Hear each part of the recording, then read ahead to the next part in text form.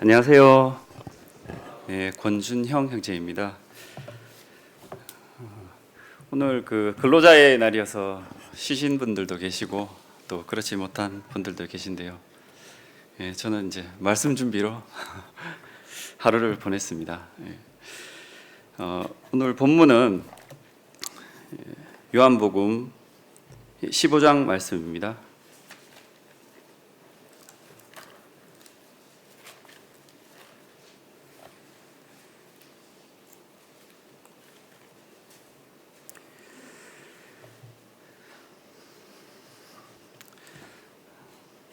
요한복음 15장 12절에서 14절까지의 말씀입니다. 제가 읽겠습니다.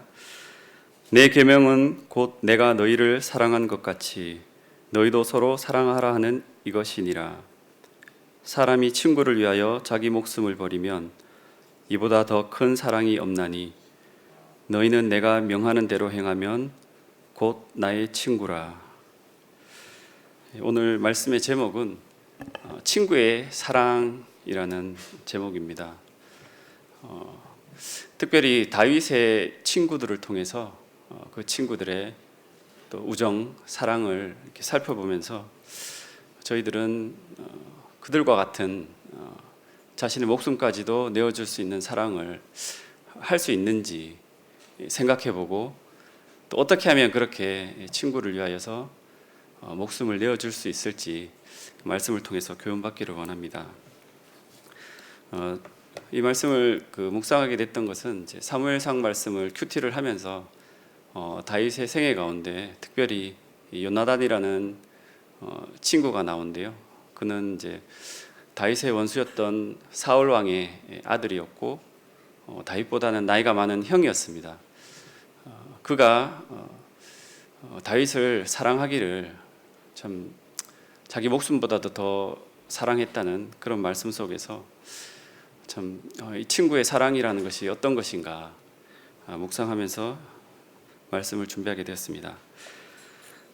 세 부류의 친구들을 한번 살펴보기를 원하는데요. 다윗을 도왔던 첫 번째는 후세라는 친구가 있습니다.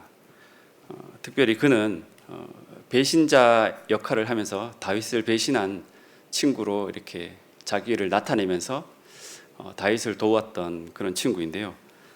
사무엘하 16장 말씀으로 한번 찾아보겠습니다. 사무엘하 16장 15절에서 19절 말씀입니다.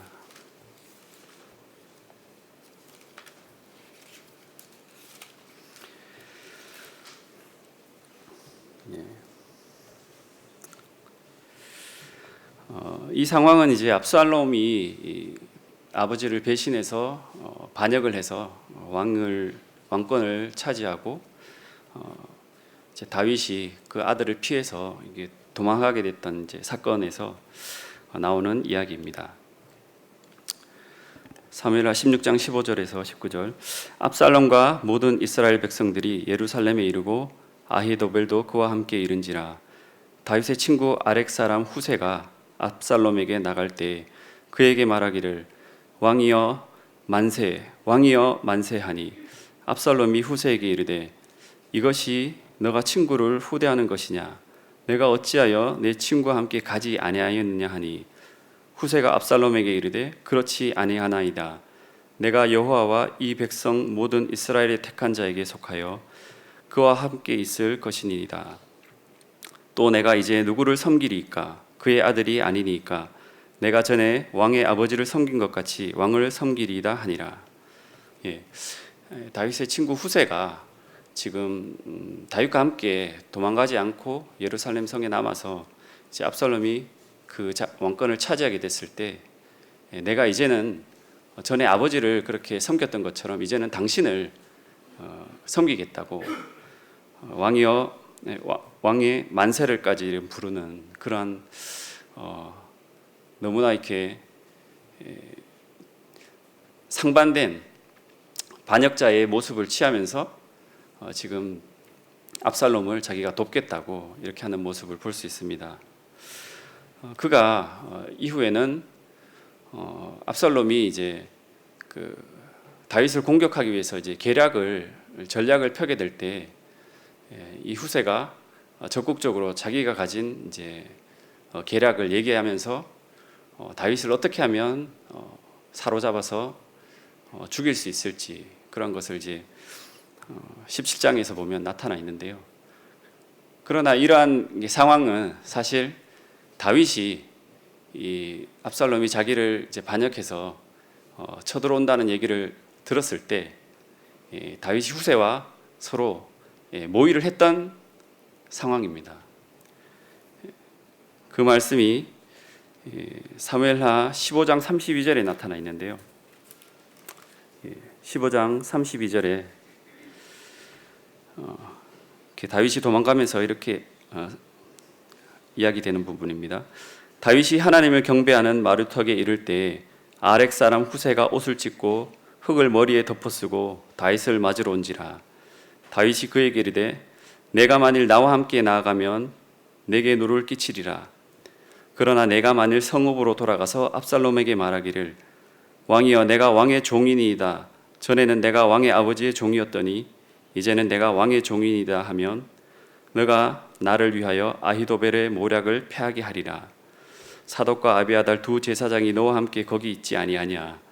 내가 왕의 궁중에서 무엇을 듣든지 사독과 아비아달 두 제사장에게 알리라.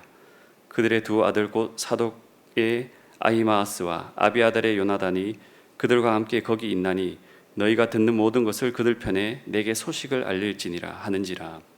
다윗의 친구 후세가 곧 성읍으로 들어가고 압살롬도 예루살렘으로 들어갔더라. 다윗이 참 그 지혜를 짜내서 자기 친구인 후세에게 너는 나를 따라오지 말고 그냥 그 성에 머물러서 이 압살롬이 하는 일들에 대해서 제사장의 아들들을 통해서 나에게 다 전해달라 이런 이제 부탁을 하게 되는 장면인데요. 이 후세 입장에서는 다윗을 사랑하기 때문에 그렇게 충분히 해줄 수도 있지만 그에게 있어서는 어떻게 보면 목숨을 건 선택이어야 했을 수도 있습니다.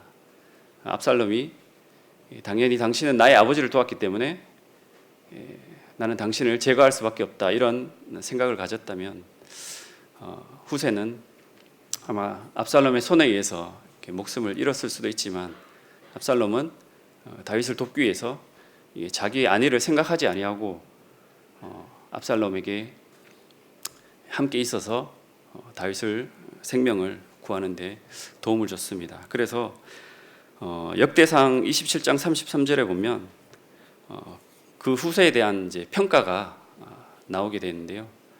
왕의 벗이 된 사람이라고 평가해주고 있습니다. 첫 번째 살펴봤던 인물은 이제 후세라는 다윗의 친구였고요. 또 사무엘상 30장 26절을 살펴보겠습니다.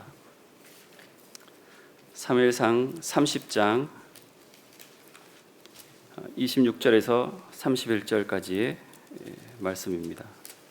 여기는 특별히 한두 명의 친구가 아니라 여러 친구들이 남아 있습니다.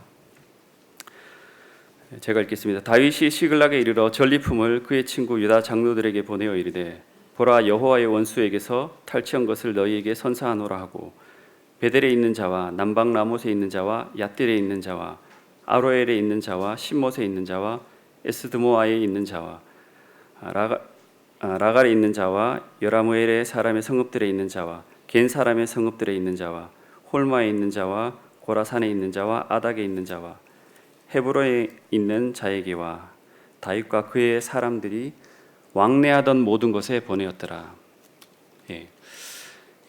다윗이 그 가드왕 아기스를 도우러 갔다가 자기의 처자들 자녀들을 두고 전장에 나갔다가 다시 시글락으로 돌아왔을 때 아말렉이 침략해서 그 사람들을 다 붙잡아가고 다 모든 물건을 탈취해 갔습니다.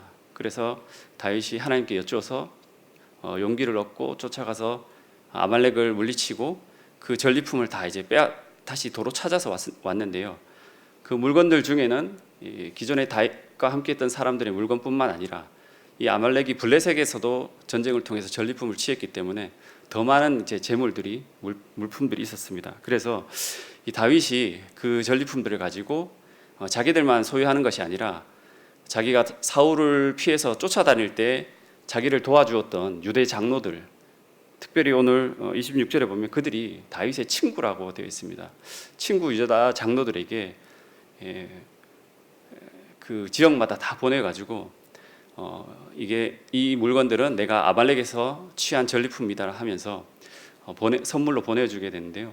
그것은 그가 31절 말씀처럼 다윗과 그의 사람들이 왕래하던 모든 곳, 어려울 때 이 장로들이 다윗과 함께 있는 사람들을 도왔던 것 같습니다. 그래서 이 피하는 중에서도 서로 왕래가 있었고, 그로 말미암아서 다윗은 신세를 졌기 때문에 이 전리품을 그들에게 선사했습니다.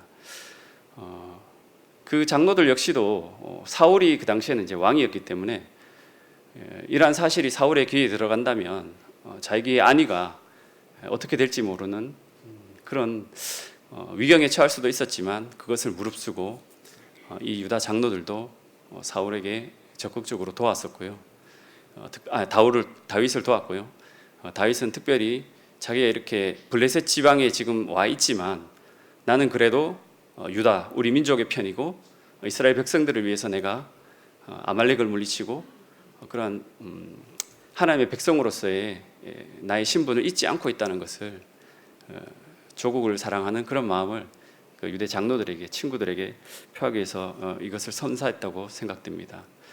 그래서 참 다윗 주변에는 이러한 그 다윗이 혼자서 잘나서 그 사울의 위협으로부터 피해서 자기의 목숨을 구하고 또 그와 함께한 한 600여 명이 되는 그 무리들과 함께 안전하게 이렇게 피신을 할 수 있었던 것이 아니라 그를 도와주고 또 그를 사랑한 사람들 덕분에 그가 존재했던 것을 보게 됩니다. 가장 결정적인 인물은 바로 이제 세 번째 살펴볼 사울의 아들인 요나단이라는 인물입니다. 사무엘상 20장 17절 말씀을 살펴보겠습니다.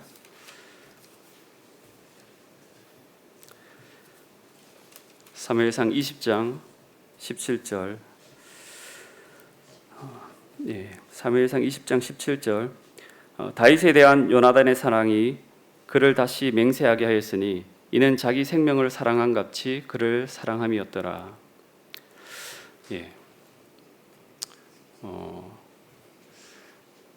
요나단의 입장에서는 자기 아버지의 왕권이 유지되고 다윗이 만약에 아버지의 손에 의해서 제거가 된다면 다음의 왕은 이제 자기의 자리였을 것입니다. 그러나 요나단은 그러한 왕권에 전혀 욕심이 없었고요. 또 하나님의 뜻을 분명히 알았기 때문에 자기 아버지의 하나님께 불순종한 사건을 자기가 알고 있었고 그로 말미암아 이미 하나님의 뜻은 다윗을 이스라엘의 왕으로 삼으셔서 하나님의 백성들을 다스리는 그 원대한 계획을 갖고 계시다는 것을 요나단은 알았기 때문에 그 뜻에 순종했고 그러므로 말미암아서 다윗을 자기의 목숨과 같이 사랑한 것을 이 말씀을 통해서 볼 수 있습니다.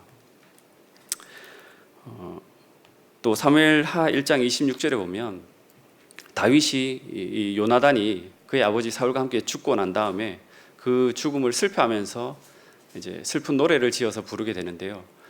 거기에 보면 요나단이 자기를 사랑한 그 사랑이 여인이 사랑하는 그 사랑보다 더했다고 그러한 사랑이었다고 이렇게 표현을 하고 있습니다.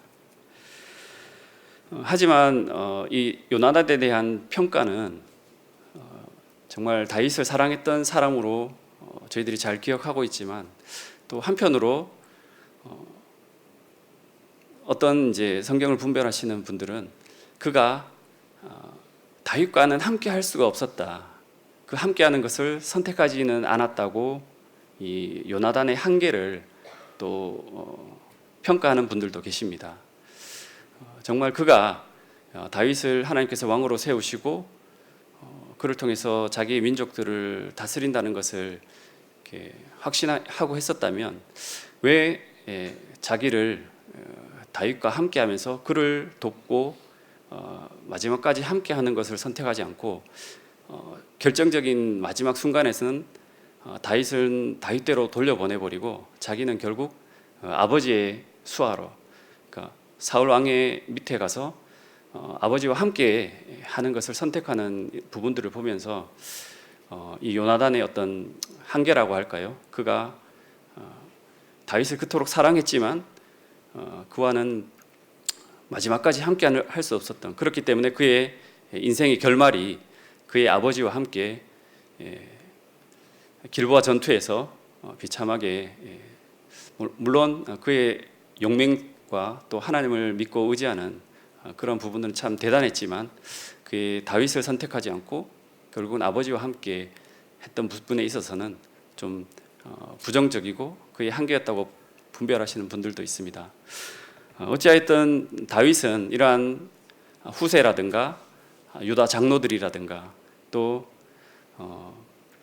요나단과 같은 이러한 친구들을 통해서 자기의 목숨까지도 이렇게 아끼지 않으면서 사랑을 받는 그러한 참 은혜를 입는 그런 친구들을 둔 참 복된 사람이었습니다.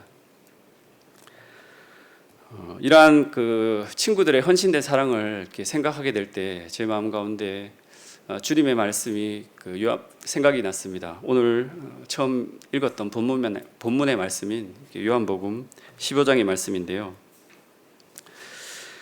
이 말씀을 통해서 친구를 사랑하는 진정한 사랑에 대해서 이제 더 상고해 보기를 원합니다. 요한복음 15장 13절 말씀을 보면요, 친구와의 관계에 있어서 이제 특징을 저희들이 생각해 볼 수 있는데, 13절 말씀, 사람이 친구를 위하여 자기 목숨을 버리면 이보다 더 큰 사랑이 없나니. 친구 관계에 있어서 정말 친구를 사랑한다면 자기 목숨까지도 내어줬을 때 그 사랑이 정말 가장 큰 사랑이다 라고 주님은 이 친구 관계에 있어서의 사랑을 교훈해 주고 계십니다. 그리고 14절 말씀에 보면요, 너희는 내가 명하는 대로 행하면 곧 나의 친구라. 친구 관계에 있어 가지고 한 사람이 다른 사람에게 뭔가를 요청하고 부탁을 했을 때 그 상대방 친구는 부탁한 친구의 요청이나 명령을 뭘 해달라고 하는 그런 부탁을 들어주는 친구 관계가 주님이 말씀하시는 친구 관계라고, 올바른 친구 관계라고 저희들에게 교훈해 주고 있습니다. 그리고 15절 말씀에서 보면요, 이제부터는 너희를 종이라 하지 아니하리니 종은 주인이 하는 것을 알지 못함이라.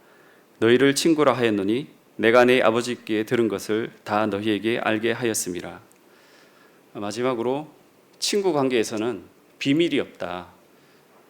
자기가 알고 있는 것들을 아낌없이 다 알려주고 그에게 감추는 것 없이 투명하게 다 드러놓을 수 있는 관계가 주님께서 말씀하시는 참다운 친구 관계의 모습이라는 것을 저희들에게 교훈해 주시는데요. 주님께서 이러한 저에게 친구에 관한 부분을 가르쳐 주신 이유를 17절에서 말씀해 주고 있습니다. 내가 이것을 너희에게 명함은 너희로 서로 사랑하게 하려 함이라. 주님께서 이런 친구 관계에 대해서 친구를 위하여 목숨을 버리는 사랑, 이런 비유들을, 이런 가르침을 너희에게 가르쳐 준 이유는 너희도 서로 사랑하게 하려고 내가 이 교훈을 너희에게 준다고 하십니다. 이 말씀을 듣게 될 때 저는 직접 들은 자들은 이제 예수님의 제자들이었죠. 서로 사랑하는, 목숨을 내어줄 수 있는 사랑을 내가 할 수 있느냐 반문해 보게 될 때 주님 참, 저는 그렇게 하지 못하는 자입니다라고 고백을 하게 됩니다.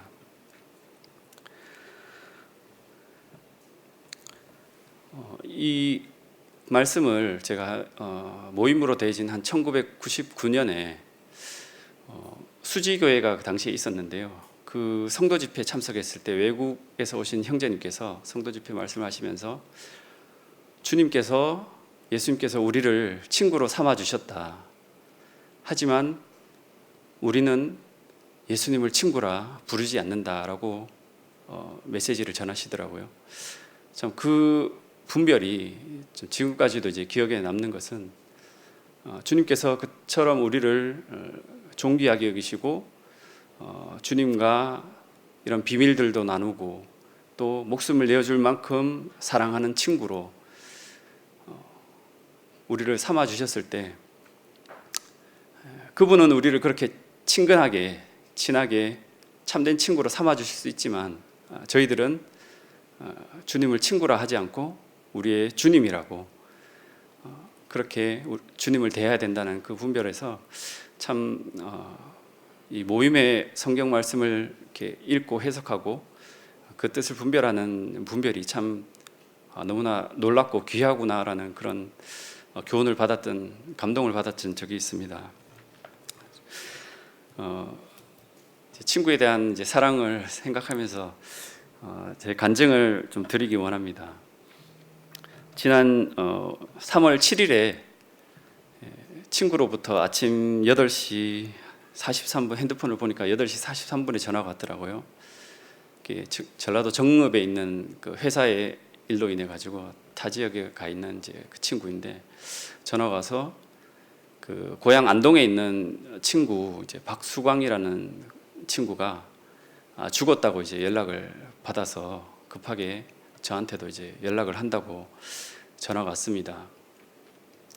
그리고 그때 이제 내용은 지난 밤에 이제 6일날 밤에 잠을 들었는데 아침 되어서 이제 보니까 숨을 쉬지 않고 갑자기 이제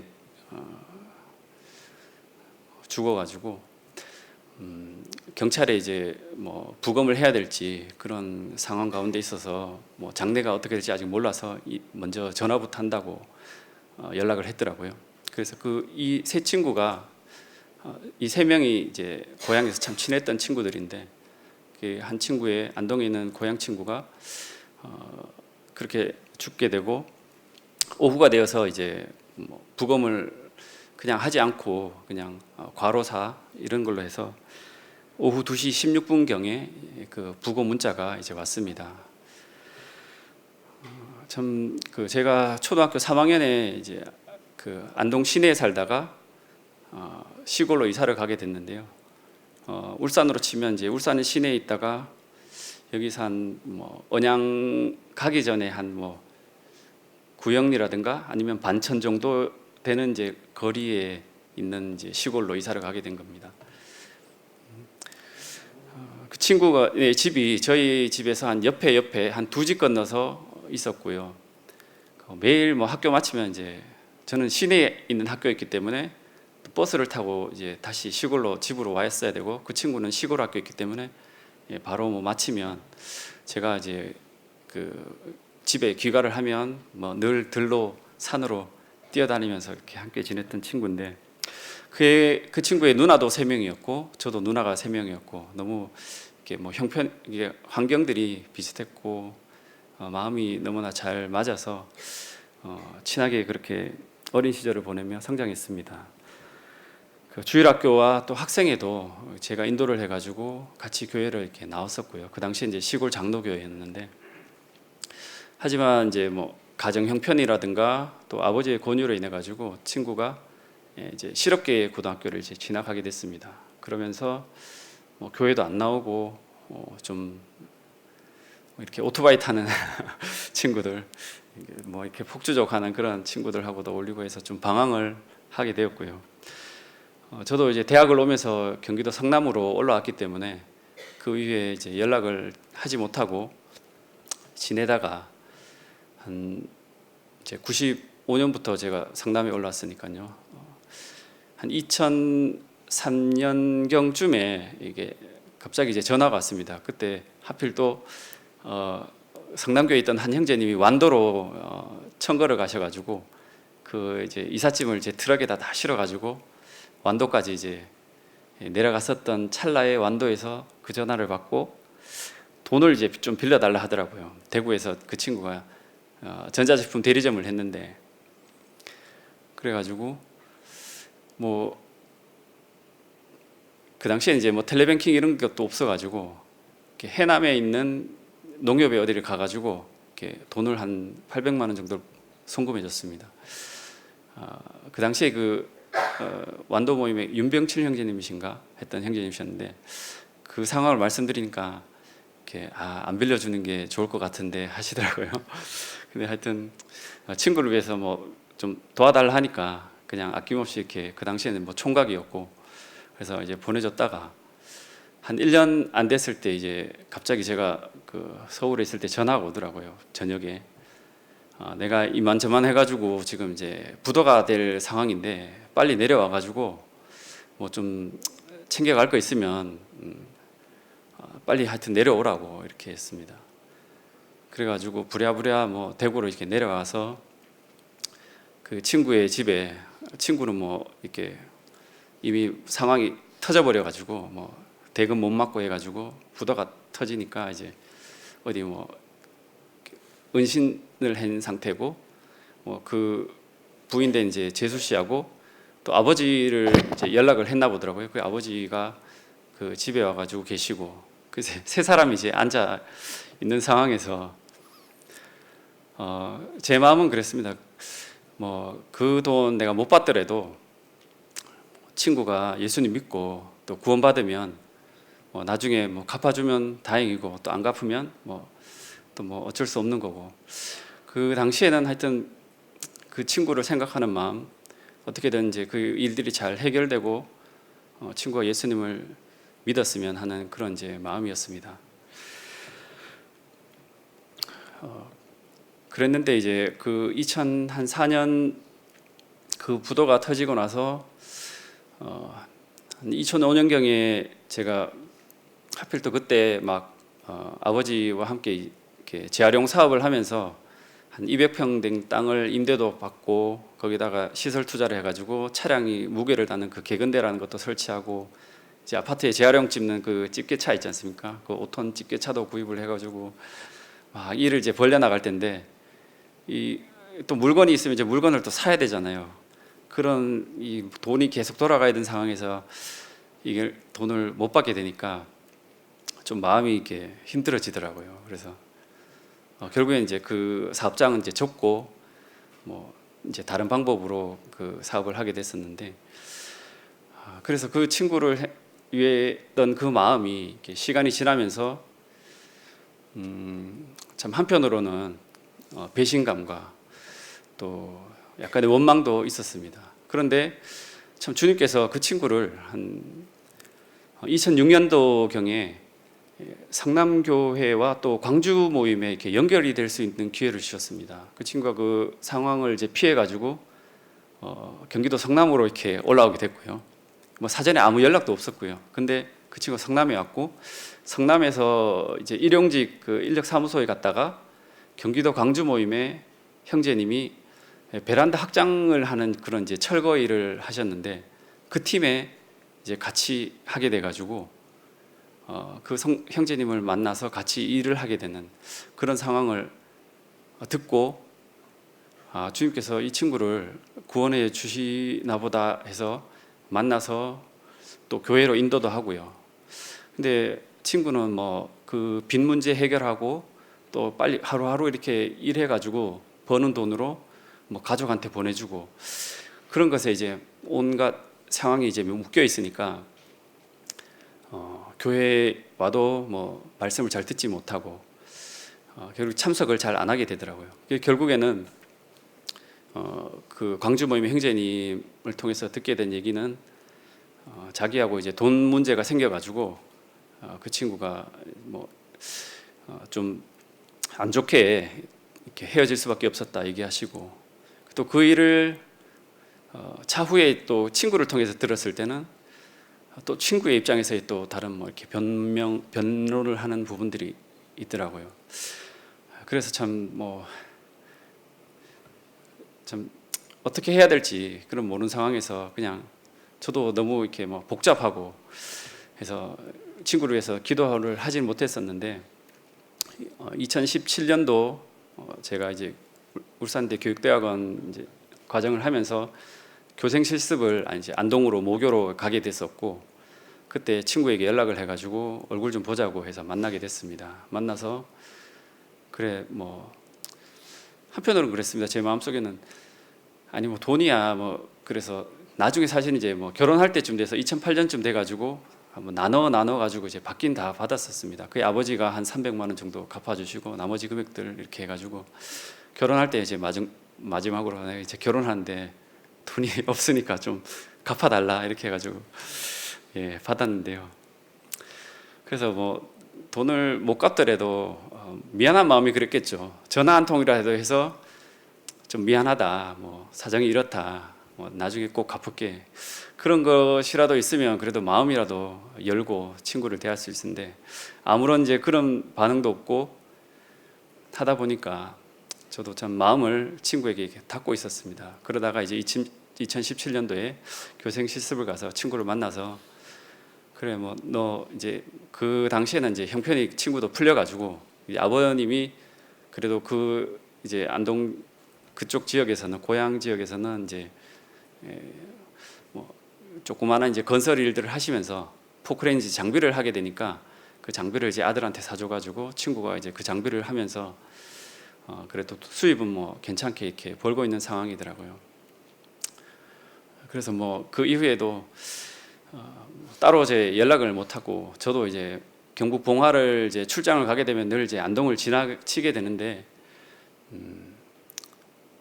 마음속에서 그렇게 기분 좋게 연락을 해서 이제 만나고 싶은 마음은 사실 들지를 않았습니다. 그래서 기회가 되면 전도를 해서 또 주님께 인도하면 좋겠지만 제 마음은 그렇게 친구한테 이제 열리지 못했었는데요.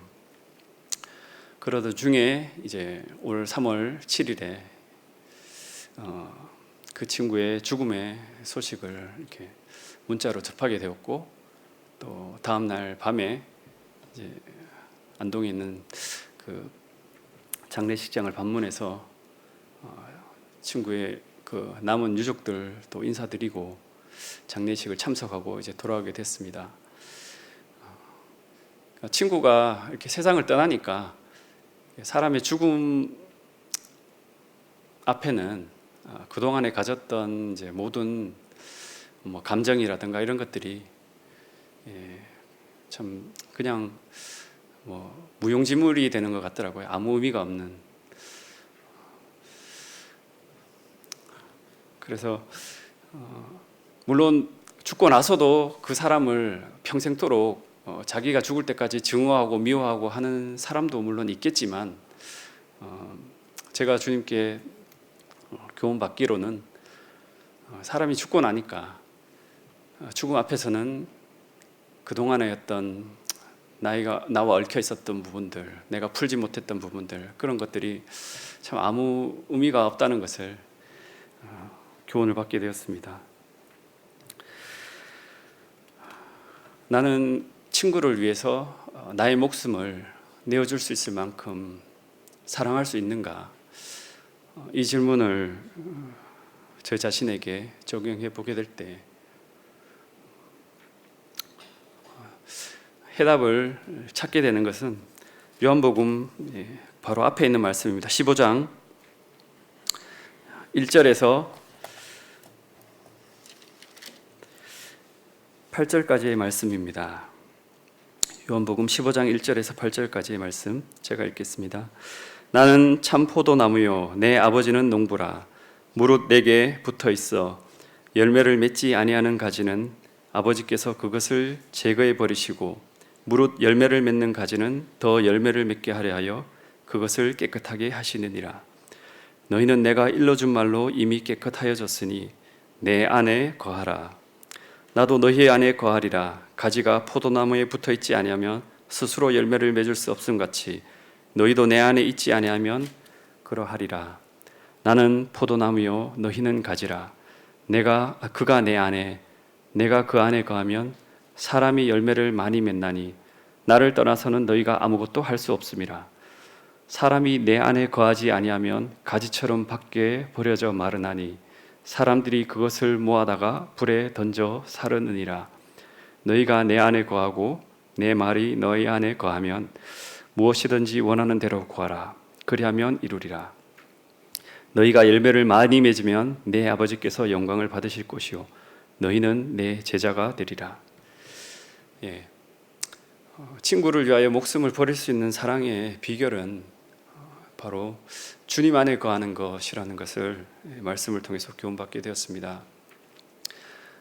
하나님의 아들이신 그 참 신이시고 하나님이신 예수님께서 자신을 이렇게 한낱 그 포도나무에 비유하시면서 내가 이 나무와 같다. 그리고 아버지는 그 포도나무를 기르시는 농부이시다. 그래서 내가 이 포도나무인데 너희에게는 가지여서 포도나무 된 나에게 항상 붙어 있고 나의 안에 있어야지만이 너희가 생명을 유지할 수 있고 열매를 맺을 수 있다. 바로 주님께서 그처럼 열매 맺는 과일 나무에 자신을 이렇게 빗대어서 말씀하신 것은 그만큼 이 교훈이 중요하기 때문에 자신을 낮추시면서까지 이 교훈을 저에게 가르쳐 주셨다 생각됩니다. 주님 안에 거하는 삶이 주님이 원하시는 서로 사랑하는 삶의 원동이 된다는 것을 말씀을 통해 교훈받았습니다. 마태복음 1장 1절 말씀에 아브라함과 다윗의 자손 예수 그리스도의 계보라라고 말씀되어 있습니다. 다윗을 위해서 이런 참 귀한 친구들이 자기의 목숨을 아낌없이 바치면서 다윗에게 사랑을 베풀었던, 우정을 베풀었던 이유가 무엇일까요? 다윗이 대단하고 위대한 사람이어서 그랬을까 이렇게 생각하게 될 때 저는 바로 하나님이 약속하신 그 메시아 예수 그리스도를 이 땅에 보내시기 위해서 그분이 중요하기 때문에 이 아브라함을 또 다윗을 높이시고 사용하셨다는 것을 생각해 보게 되었습니다. 바로 아담과 하와에게 여자의 후손으로 약속하셨던 그 약속이 메시아에 대한 구원자에 대한 약속이 시대마다 하나님께서 사람들을 통해서 또 약속을 주셨는데요.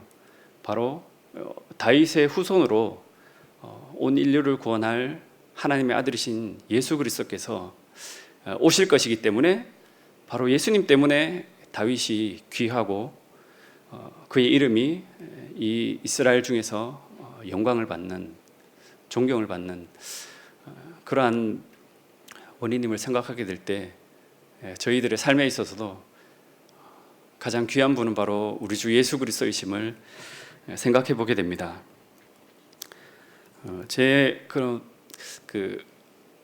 요즘 이제 복음 집회를 앞두고 영혼들의 이제 전도를 위해서 생각하면서 사람이 마음으로 믿어 의에 이르고 입으로 시인하여 구원에 이르느니라라는 말씀을 참 묵상하면서 외적인 것 아무것도 없이 이 마음의 변화, 마음을 하나님께 드리고 저는 참 죄인입니다.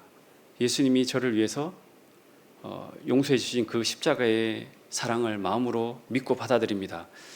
이 변화만 마음속에서 일어났을 뿐인데 하나님께서 너 참 그래 마음의 변화가 일어났으니까 너는 참 의로운 사람이야, 의롭다 칭해 주시는 이 사건이 얼마나 놀랍고 큰 일인가를 생각해 보면서 참 하지만 너무나 쉬운 건데 이 마음의 변화가 일어나지 않는다는 것, 그 마음을 변화시키기가 너무 어렵다는 것을 생각하면서 참 영혼들의 그 마음을 어떻게 변화시킬 수 있을까? 마음만 변하면 하나님께서 의롭다 하시고 그의 변화에 따른 삶의 행동들도 열매들도 함께 드러날 텐데 생각할 때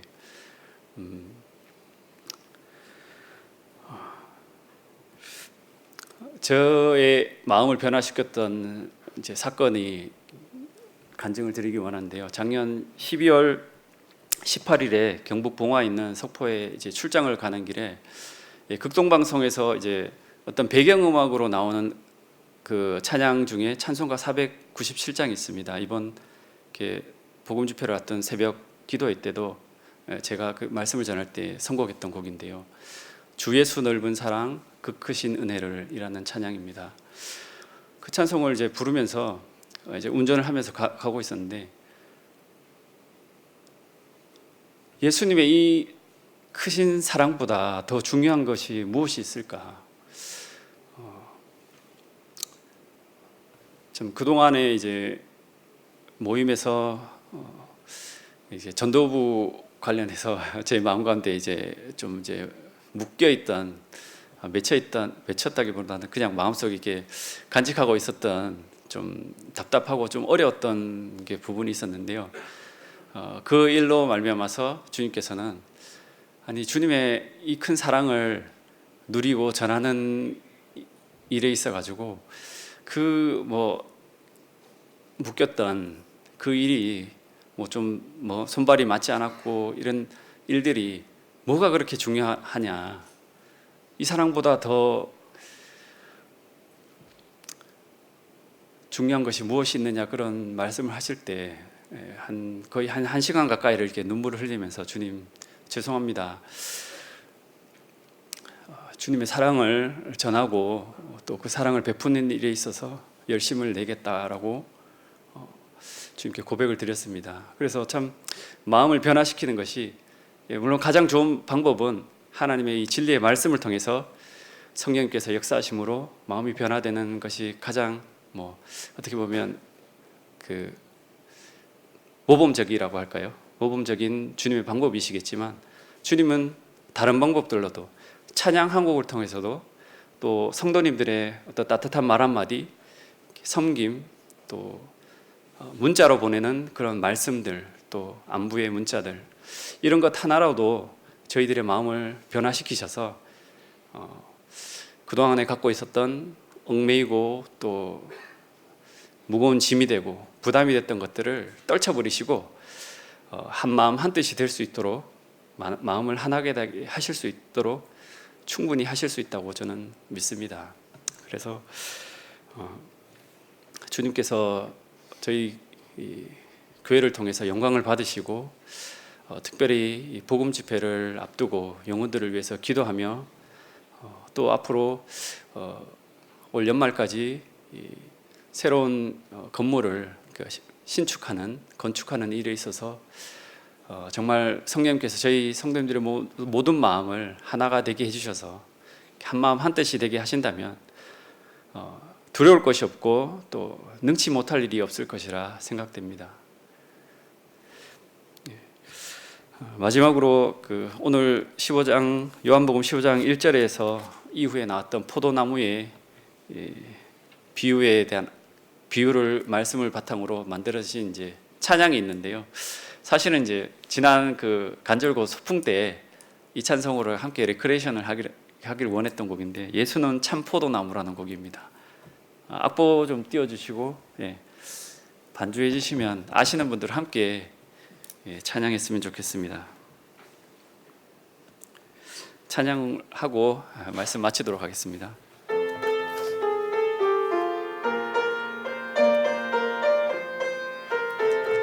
예수는 참 포도나무, 예수는 참 포도나무, 우리는 가지니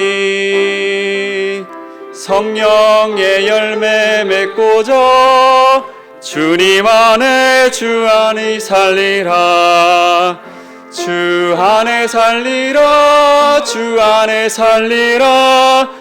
사랑, 기쁨, 건강과 평화, 영원한 행복과 능력과 승리의 모든 것 더하여 주시네. 예수는 선하신 목자, 우리는 양떼이니 푸른 들 맑은 물가로 주가 친히 이끌어 주시네. 주 안에 살리라, 주 안에 살리라. 주는 나의 목자 되시니 일용할 양식과 평안의 모든 것 나에게 넘치게 주시네. 예수는 생명의 참기, 우리는 순례자니 모든 것 주께 맡기고 주가 가신 그 길을 걸으리. 주 안에 살리라, 주 안에